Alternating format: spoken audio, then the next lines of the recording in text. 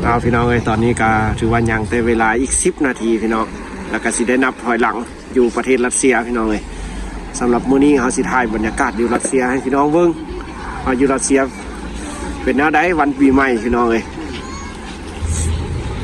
อยู่รัสเซียพี่น้องเลยเราก็สิถ่ายให้เบิ่งหรือว่าผู้คนก็กำลังมาพี่น้องเลยแต่ก็ถือว่าเป็นการฉลองที่บ่ยิ่งใหญ่ปานใดพี่น้องสำหรับคนรัสเซียสาเขามาอยู่นี่ได้หลายปีละพี่น้องเลยถือว่าก็ธรรมดามันยิบมาย่อยถ้าเทียบใช้งานบุญอื่นๆต่างๆก็สิหลายกว่านี้พี่น้องเลยเพราะว่าเพิ่นก็บ่ได้ตกแต่งงานอย่างเลยสถานที่นี้เลยว่าเป็นบ่อนที่สำคัญของเมืองนี้พี่น้องเลยคนจะมาเต้าโฮมกันอยู่นี่ถ้ามีงานบุญต่างๆเพิ่นจะมาจัดงานหรือมีคอนเสิร์ตมีอย่างก็สิมันมีอยู่นี่พี่น้องเลยแล้วก็สิมีการจุดผู้จุดอย่างถ้าเขาก็สิยืนถ่ายพี่น้องเบิ่งในนับถอยหลังอยู่รัสเซียพี่น้องเลยอีกบดลพี่น้องเลยยัง8-9 นาทีแล้วตอนนี้ก็เป็นบรรยากาศอยู่เมืองนี้พี่น้องเมืองจิวเม่น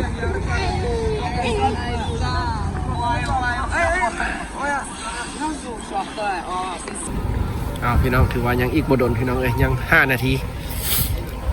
รอเบิ้งท่าเบิ้งเนาะว่าอยู่รัสเซียคนเชียจังไหนเนาะการนับถอยหลังหรือว่าส่งท้ายปีเก่าตอนรับปีใหม่อยู่รัสเซียคนเชียสลงนั่นเองตอนนี้เขาก็ยืนอยู่นี่พี่น้องเลยสุขสันต์วันปีใหม่เมื่อสุขผู้สุขคนเด้อผู้ใดที่กำลังสู้ชีวิตอยู่ต่างเมืองต่างบ้าน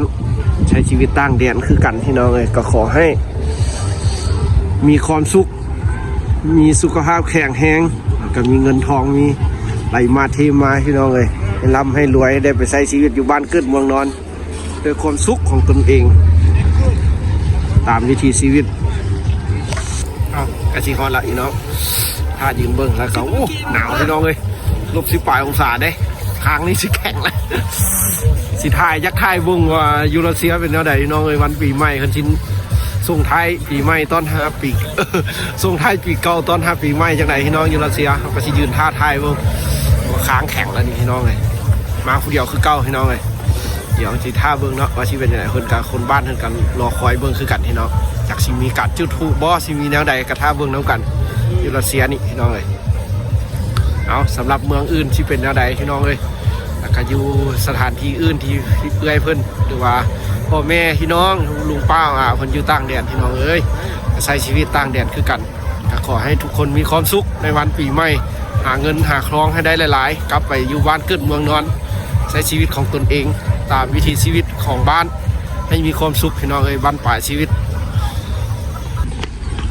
เอาสำหรับพี่น้องที่อยู่ต่างแดนคือกันเด้อจะเป็นจังไหนเนาะการฉลองปีใหม่อยู่บ้านเฮิรนเนาะเขาก็อยากเห็นอยากรู้พี่น้องเลยแล้วก็อยากฝากคลิปไปให้พี่น้องทางบ้านได้เบิ่งน้ำว่าอยู่รัสเซียเป็นแนวใดถือว่าอากาศนี่หนาวได้พี่น้อง-18 องศาตอนนี้เขายืนอยู่นี่ทางเบ้าทางคางสั้นเลยพี่น้องเลยนี่เขาก็อยากมาถ่ายให้พี่น้องได้เห็นว่าอย่างไรอยู่รัสเซียพี่น้องตอนนี้รถรางเขาก็จอดไล่ชิเลยได้พี่น้องเลยตอนที่จริงคนก็บอกให้จอดแต่ครับเขาเจ้ามันหนาวแล้วพี่น้องเลยมันมีสถานที่จอดดิผมมีเดินจอดก็จอดไปแคมทางใช่เลยแล้วคนก็สิเที่ยวแล้วก็เที่ยวเมืองพี่น้องเลยใช่ไหมคนกำลังลงมาพี่น้องเลยอยู่รัสเซียตอนนี้เอาพี่น้องอยู่ทางแดนบอนอื่นที่เป็นแนวใดเนาะอยู่เลยกำลังฉลองปีใหม่กันอย่างม่วนซื่นเอามาสู้ชีวิตต่างแดนพี่น้องเลยชีไม่ได้ถ่ายคลิปไปฝากพี่น้องทางบ้านให้เบิ่งว่าเป็นสถานที่ที่สวยงามได้พี่น้องเลยแล้วบรรยากาศงามแต่โบงามแต่ความหนาวพี่น้องยอมแต่ความหนาวน้อ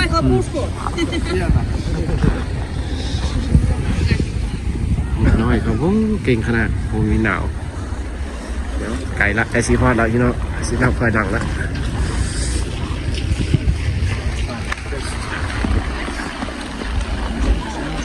หนาวพี่น้องนี่แหละรัสเซีย-18 องศาเด้อพี่น้องตอนนี้ท้องมานเป็น-14 องศาตอนนี้คือที่มัน16-17แล้วพี่น้องเด็กเขาได้แห้งหนาวเลย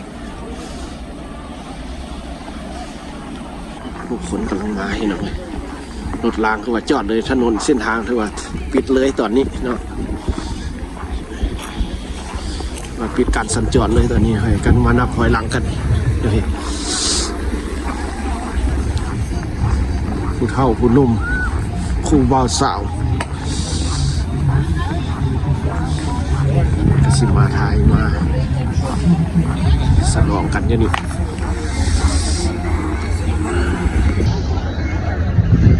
สิมีการจุดพลุบ่นี่อยากเห็นที่น้องเอ้ย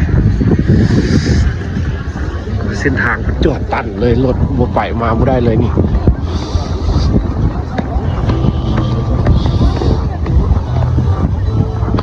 ผมว่าบ่อีกก่อนนาทีนึงพี่น้องเอ้ยพอดแล้วนี่เอาถือว่าบรรยากาศที่น้องเอ้ยกำลังจุดพลุปีใหม่ฟ้าใหม่นี่กำลังคัก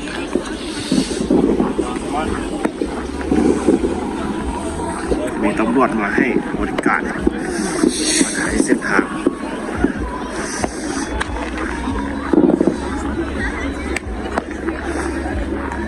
วันปีใหม่รัสเซีย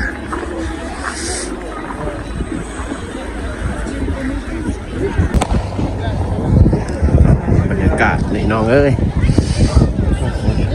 แต่หากบ่มีการจุดพลุที่ยิ่งใหญ่น้องเอ้ยก็อยู่รัสเซียเด้อปีใหม่รัสเซียเราผู้คน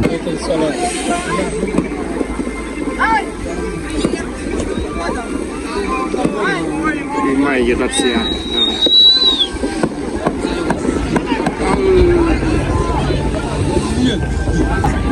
ได้เอาปีใหม่รัสเซียให้น้องเลยพอดีก็มาเจอกับหมู่บักดำที่เฮียนแล้วกันสบายดี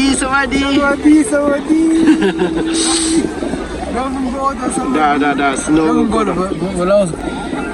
เอ้ยสวัสดีปีใหม่ได้ไปนะสวัสดีปีใหม่จับโทรศัพท์ถ่ายโดนบ่ได้น้องเอ้ยเย็นได้เย็นหน่อยมือจนสีแข็งหนาวเด้อน้องหนาวอีหลีเย็นอีหลีวันนี้มาก็เจอโอ้เมี่ยงนี่ป้ามันตื่นเสียงผู้เลยนี่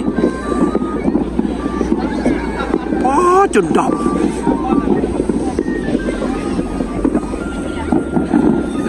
กองจนสั่นเดือดหนาวเด้อพี่น้องเอ้ย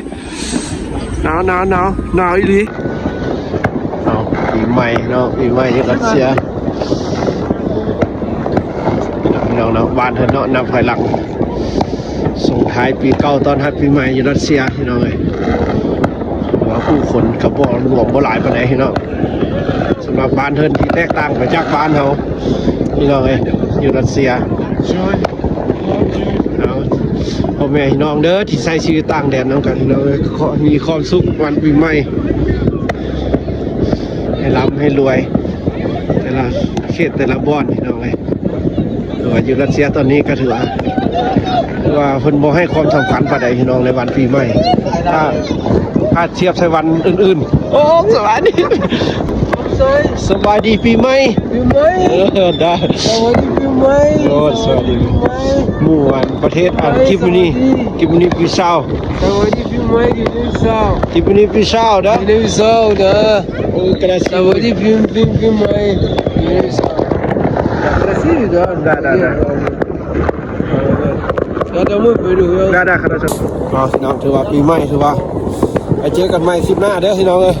สำหรับคลิปนี้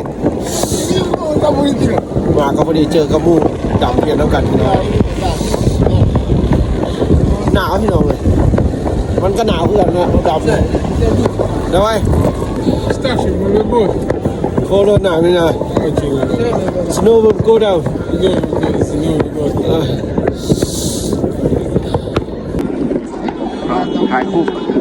ถ่ายรูปกันจากเล็กจากน้อยแล้วก็สิมาเที่ยว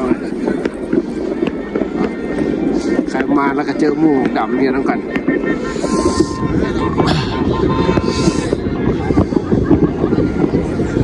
แต่พวกอยู่ไม่ดีใช่ไหมเดี๋ยวไปมึงหาพี่น้องไปวันนี้หน่อยหนาวแล้วเสียหนาวบุคคลต่ำดูมั้ยБухай? Сегодня нет. Не надо. Да. กลับบ้านพี่น้องเลยเจอกันใหม่คลิปหน้าสำหรับวันนี้บ๊ายบายตามมาส้มมือให้พี่น้องเลย หนาวแห้ง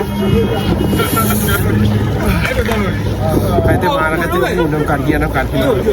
ไปด้วยบูสเตย์โดดอะไรได้สิเนี่ยได้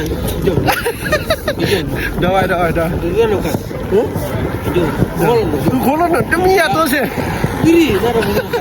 เดี๋ยว